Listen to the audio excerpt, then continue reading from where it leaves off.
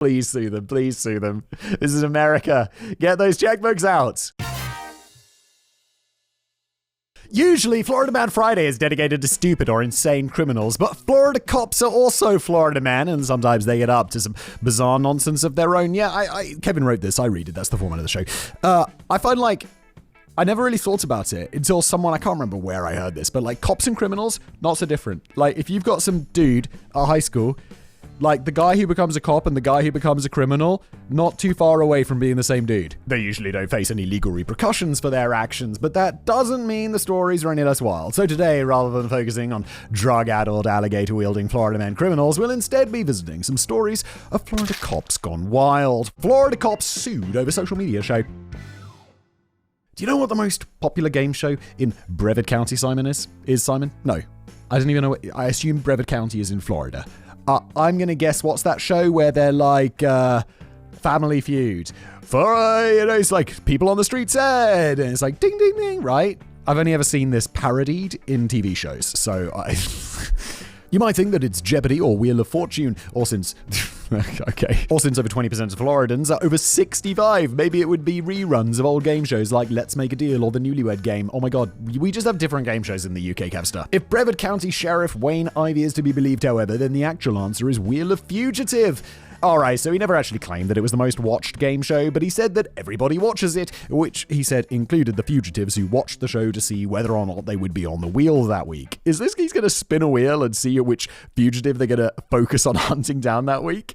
How about you just hunt down the more dangerous ones first? The premise of the show is extremely simple. It features a wheel with the names and photos of 10 fugitives who have active warrants out for their arrest. Ivy then spins the wheel, and whoever it lands on becomes Brevard County's Fugitive of the Week, with Ivy then reading off their date of birth, the charges against them, and their last known whereabouts. It's been running for just over 9 years now, with almost 300 episodes on YouTube and a bunch of other episodes that are only on Facebook, including several live episodes. This guy's a social media influencer. On the surface, that seemed fine. I mean, it's weird, and Ivy's attempts at humor are fairly cringe.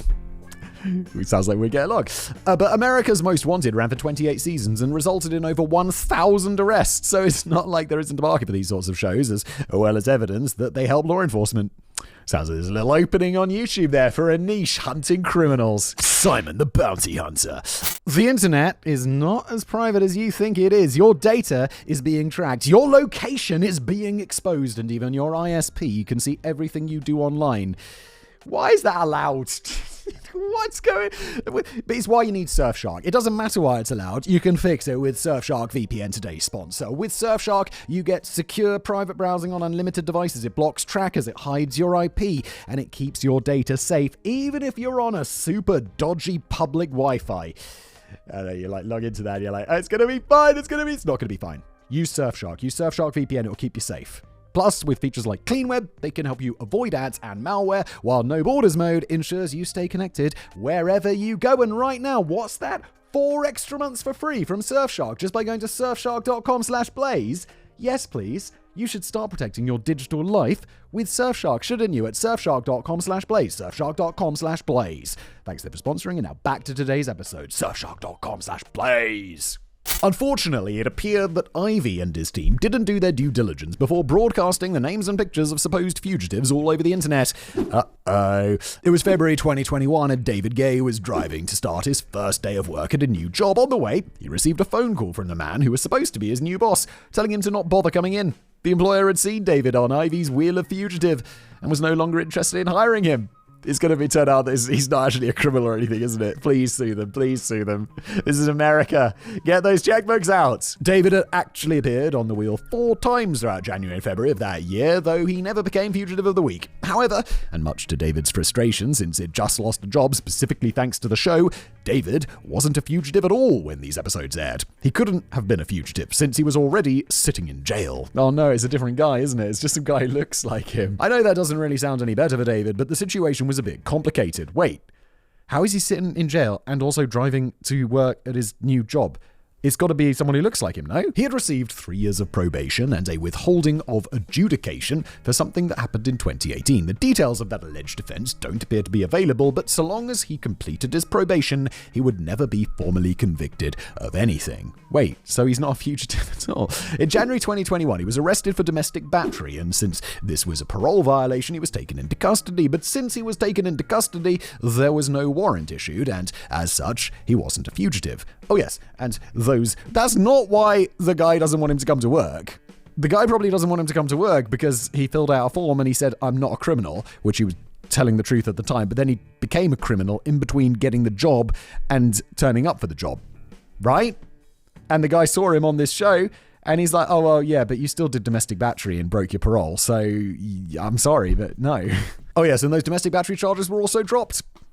Well, okay, then it becomes a little bit more complicated, doesn't it? It seems what actually happened was that his parents had gotten into a fight that turned physical, holy shit, Florida, and David was just trying to break it up. The story kind of makes it sound like David's father should have been arrested for domestic battery, indeed, but David's part in all of this appears to have just been a misunderstanding, hence the charges being dropped. But while he was sitting in jail waiting for everything to be sorted out, his face appeared on Wheel of Fugitive and cost him his job. Didn't appear on over several months.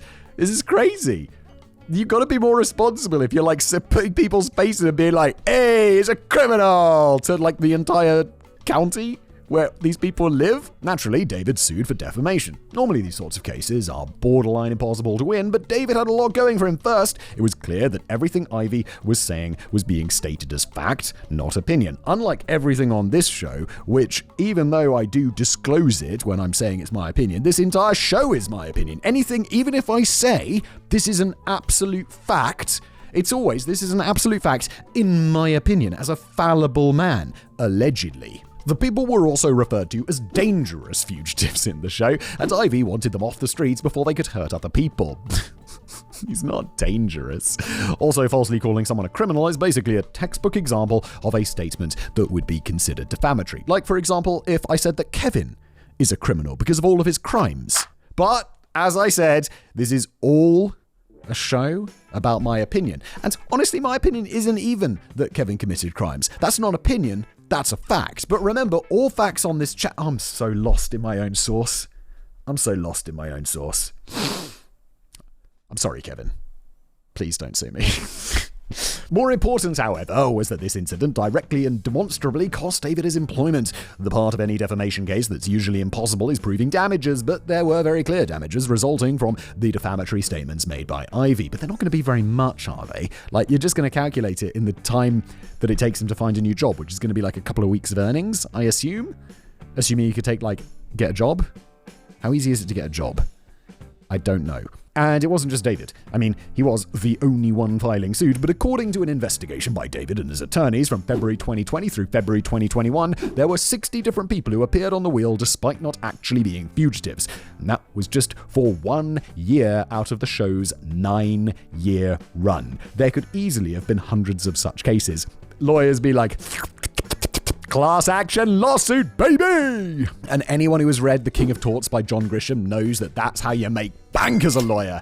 Fantastic book. David filed his lawsuit in January 2023, and in August of 2024, we finally got a ruling. The reason it took so long wasn't because this was a particularly complex case either. In terms of defamation lawsuit, David's case was basically as much of a slam dunk as it could possibly be. The issue was that since the defendant was the county sheriff, all the judges in Brevard County had to take turns recusing themselves from the case until it finally got sent to Okeechobee County.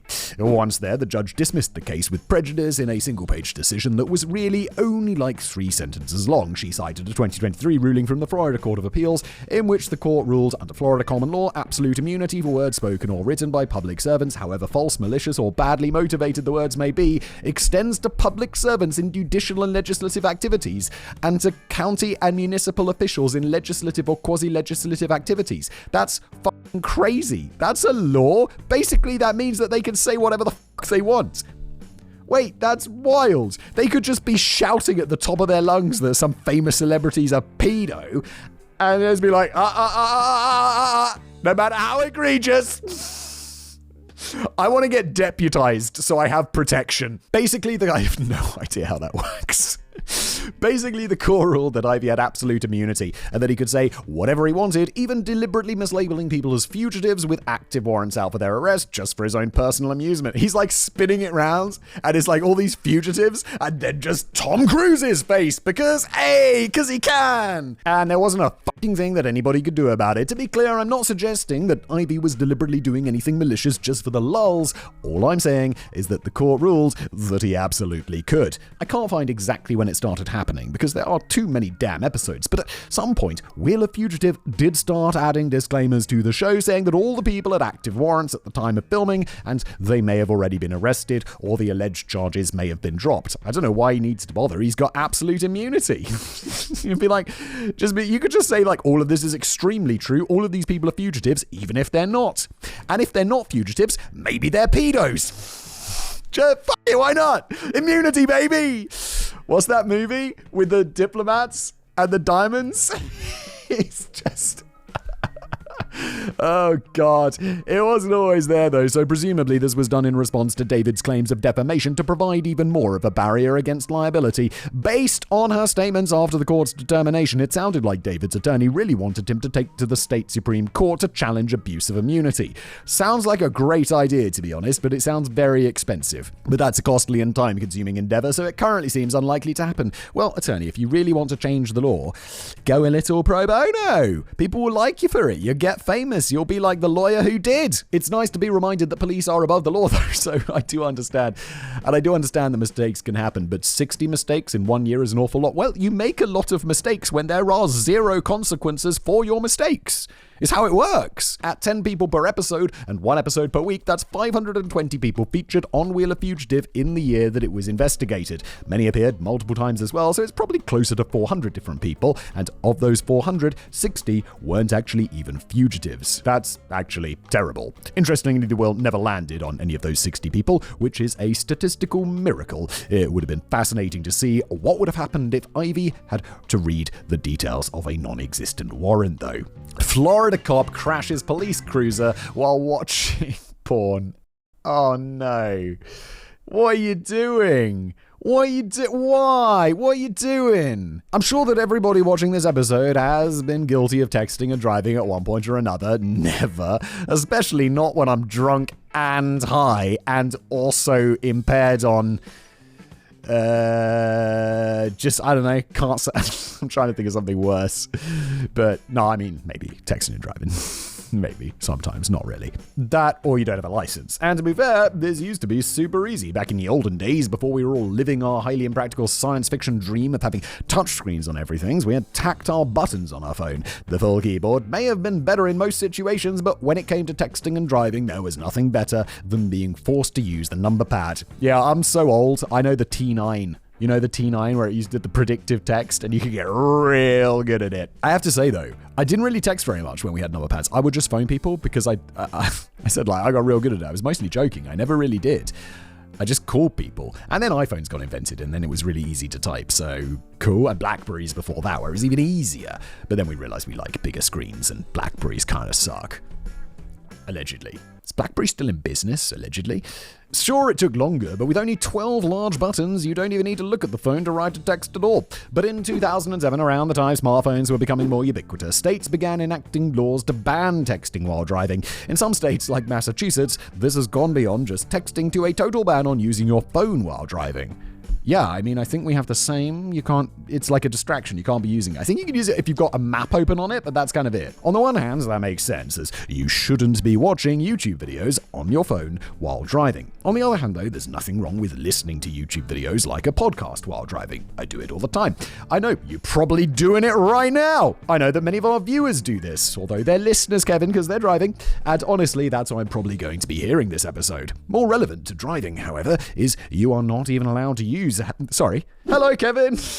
Don't get distracted. Look out for that stop sign. More relevant to driving, however, you are not even allowed to use GPS on your phone either unless it's mounted to the dashboard or the windshield. Oh, Well, there you go. I don't know if this is state specific. I think we can use it if it's just with maps, but I'm not sure. Having the phone in my lap while my GPS app, it's a maps app. Who calls it a GPS app, Kevin? It's not the 90s. Gives instructions is against the law. That may sound a little extreme, but one thing I think we can all agree should be illegal is watching full-on hardcore pornography while you're driving. And yet that is exactly what Florida Deputy Tristan McCuma was doing on November the 6th, 2024, when he crashed his patrol car into a stationary vehicle. How did they even find this out? Surely old Tristan here is like, fuck, and he's just like swipes up and closes it away. He's like, nothing was happening. I was just momentarily distracted by a child that needed saving. Even though this happened in November, news of the story didn't break until over 2 months later after colliding. Oh, they've got cameras, don't they? They've got cameras in the cars and on him. How can you be watching porn when you know there's cameras like on your body? There's a body cam, dude. After colliding with the car in front of him, which was stopped while waiting for a school bus in the opposite lane to finish dropping off kids, Tristan apologized to the driver and said that his car's brakes had sealed up. She was uninjured, and his story seemed plausible, so that seemed to be the end of it. Dude, you're going with something that can be demonstrably proven false. They'll take it to the mechanics and be like, oh, the brake's not frozen up. Done! You're screwed. Like, what's the real reason? Just say you were distracted. However, an internal investigation revealed a different story and led to the release of Tristan's body cam footage from the accident just over a week ago at the time of writing. Leading up to the crash, Tristan appeared to be driving normally at first, but in the top right-hand corner of the video, his hand, which was holding his phone, briefly came into the frame. As soon as he realized he was about to crash to the car in front of him, he dropped the phone and tried to steer out of the way before colliding with enough force to deploy his airbag. Jesus, that's okay. He radioed in the incident, then got out of the car in a way that made it clear he was driving without his seatbelt, which was both illegal and against department policy. Well, yes, illegal things tend to be against policy, right? Tristan then retrieved his phone and spoke to the woman that he crashed into. As I said, initially he claimed that his brakes had seized. Once the investigation showed that he was holding his phone, Tristan then claimed he was looking at a group chat with other deputies at the time of the crash. However, while the phone was only in view of his body cam for a few frames after he dropped it, it was clear that he was looking at pictures and not text. But what exactly was he watching? Roman orgy scenes, dominatrix queens, girl on girl on girl on girl on girl on sheep? Sadly, I don't have the answer for you. Come on, Kevin. Despite watching the body cam footage frame by frame from multiple sources, it seems that all of them have censored the sordid details of Tristan's exact viewing experience. Or probably the police department did it before releasing the footage to anyone. Once the truth was revealed, however, Tristan was going to be facing some pretty serious consequences for his actions. Just joking. I already told you that the police are above the law. If you or I were to crash our vehicles while watching video of bikers wearing diapers chasing nurses dressed like Smurfs, we'd immediately be arrested for criminal negligence and to have our licenses revoked. Tristan, on the other hand, wasn't even fired. He had to resign, but they still gave him the opportunity to resign rather than firing him in disgrace. There also aren't any charges against him, so he'll undoubtedly be back patrolling the streets for a different sheriff's department within months. Florida cop will show you what freedom of speech is. Smartphones sure have changed the way society operates, and not just because they give you the ability to watch porn while driving. Fuck yeah! The best ability. They also provide a bit of accountability that has been lacking from our society thanks to the ability for everybody to record everybody at all times. This comes up all the time in the US, especially when it comes to the way police treat people, often when they aren't even suspected of anything. As far as I can remember, the person on the receiving end of the questionable use of police force has always been a part of a minority, but I'm sure that's just a weird coincidence. Hold your fire! This man isn't black! What? Yes.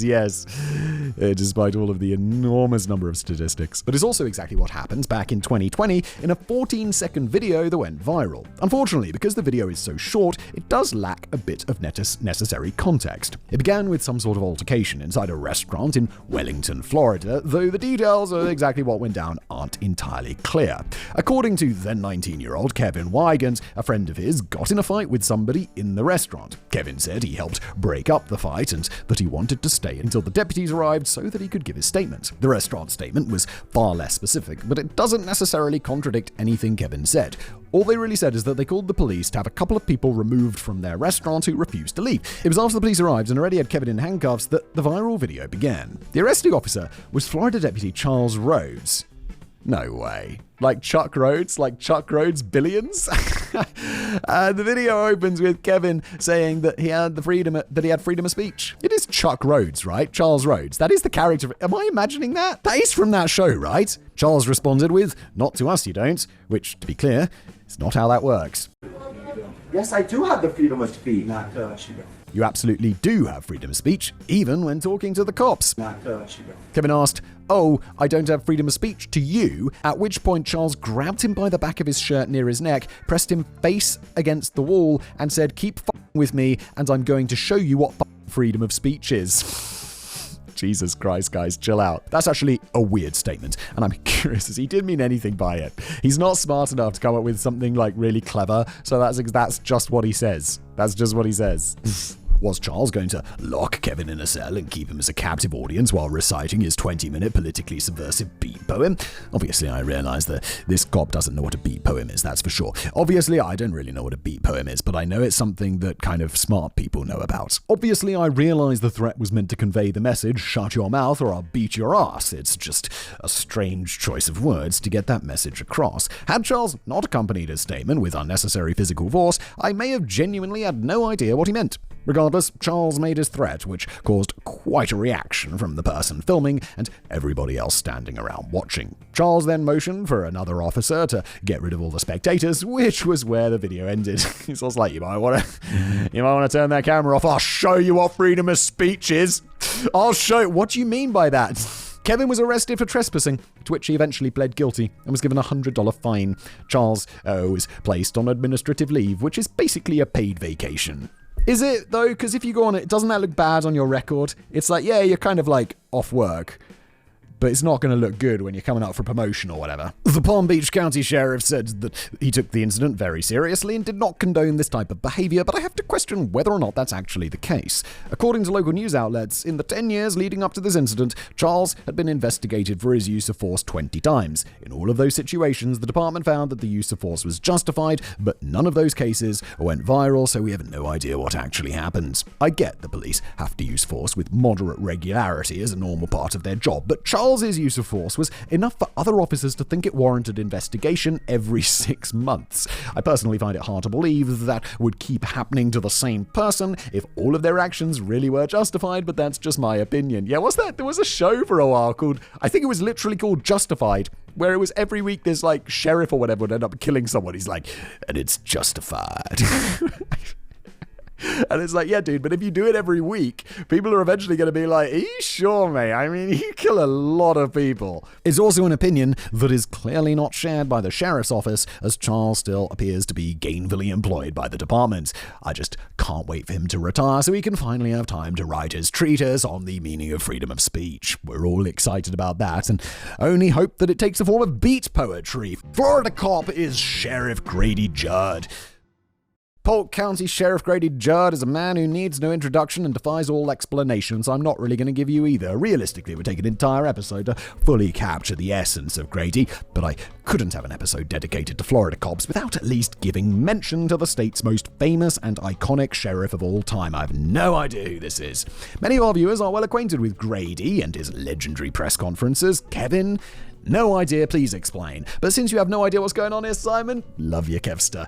I'll share with you a couple of his memorable quotes. When discussing someone who was arrested for murder, he said, and you go, well, he might have had a mental health issue. Well, of course he did. People don't murder people unless they're nutso. All right. At another press conference, Grady was announcing the death of a suspect who killed a police canine unit. Holy shit. The dog's handler and shot at other police officers. Oh my lord. Everyone's going to hate you. Shot a cop and a dog.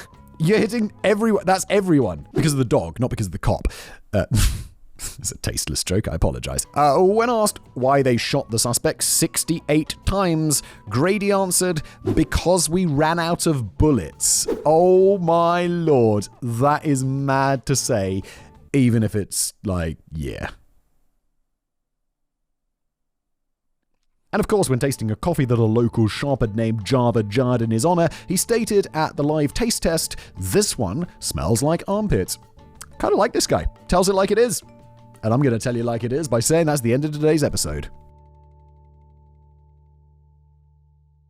Kevin is a criminal because of all of his crimes.